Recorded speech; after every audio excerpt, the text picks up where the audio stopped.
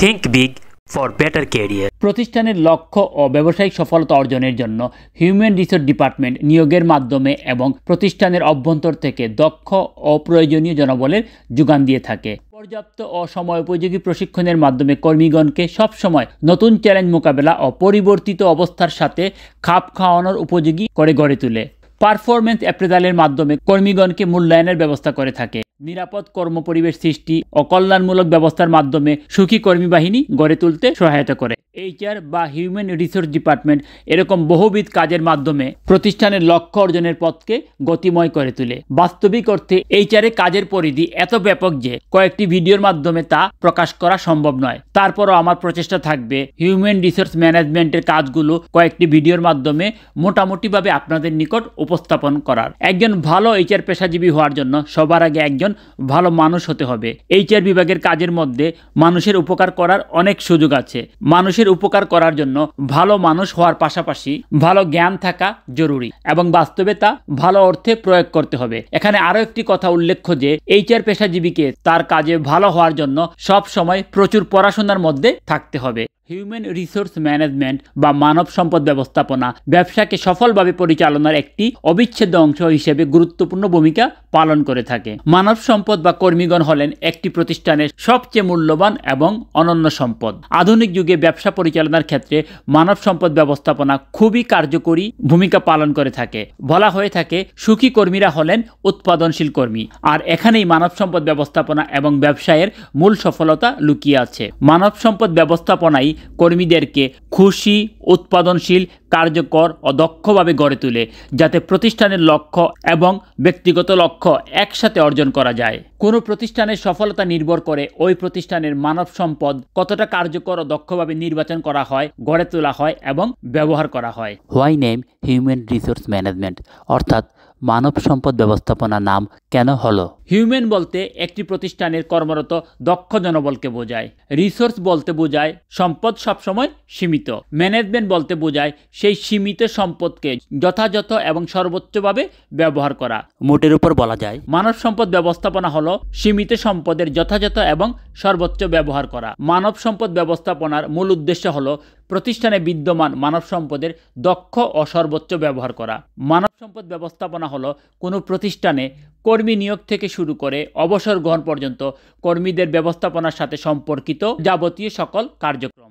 মানব সম্পদ হলো সেই সব ব্যক্তি যারা প্রতিষ্ঠানের লক্ষ্যে কাজ করে। মানব সম্পদ ব্যবস্থাপনা হলো কর্মী ব্যবস্থাপনা, যেখানে কর্মীদেরকে ব্যবসায়ের গুরুত্বপূর্ণ সম্পদ হিসেবে বিবেচনা করা হয়। প্রকৃতপক্ষে মানব সম্পদ ব্যবস্থাপনা বলতে বোঝায় কর্মী নিয়োগ এবং তাদের উন্নয়ন কার্যক্রম, যাতে করে তারা প্রতিষ্ঠানের জন্য অনেক মূল্যবান সম্পদে পরিণত হতে পারেন।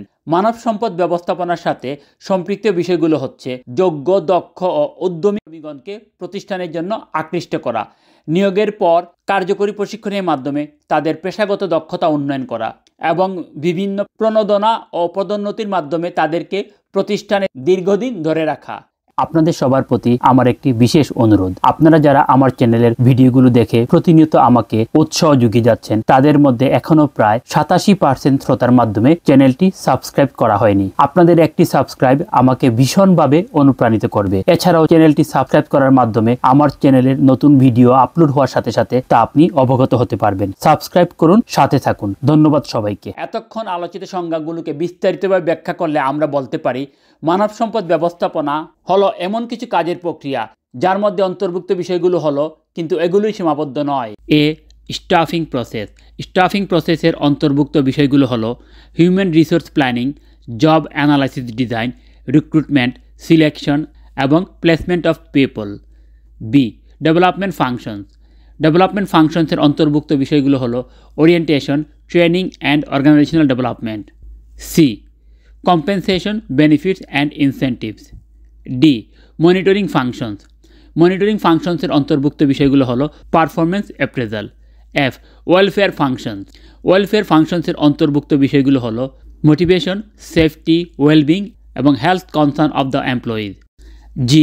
Industrial relations and employee relations. Human resource information system. I. Prospect of employees. Objective বা উদ্দেশ্য। মানব সম্পদ ব্যবস্থাপনার মূল লক্ষ্য হলো সঠিক কাজের জন্য সঠিক লোকের প্রাপ্যতা নিশ্চিত করা, যাতে করে প্রতিষ্ঠানের লক্ষ্যগুলো কার্যকরভাবে অর্জন করা যায়।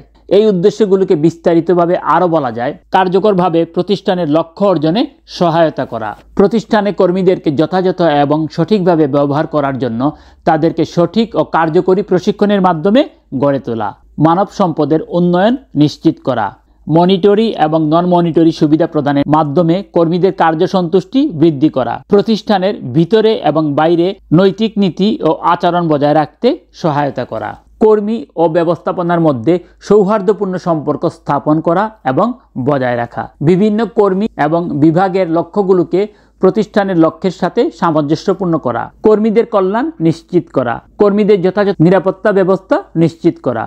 হিউম্যান রিসোর্স ম্যানেজমেন্টের উপর প্রথম ভিডিও আজ এই পর্যন্তই।